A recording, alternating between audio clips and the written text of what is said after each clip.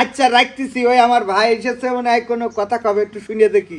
আর তুমি ভালো থেকে রোজা রেখো, ঠিক আছে? হ্যাঁ এ ভাই, এই একটা কথা শোনার জন্য আইলাম। কি বল? এই করছি কি, তোরা নাকি গরু চুরি করে ইফতারি দিচ্ছিস? হ্যাঁ, তাতে সমস্যা কি?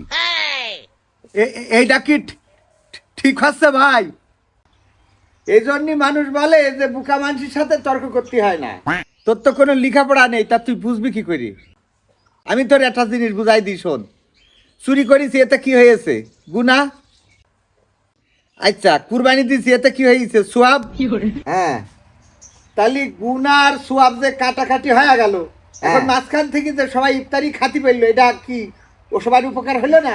হ্যাঁ এ ভাই, করছি কি, সবাই নিজের মতো করে ভাবলি তো হবে না। পরকালে কিন্তু খেলা ঠিকই টের পাবা। ওরে তুই তো হাদিস জানিস নে রে।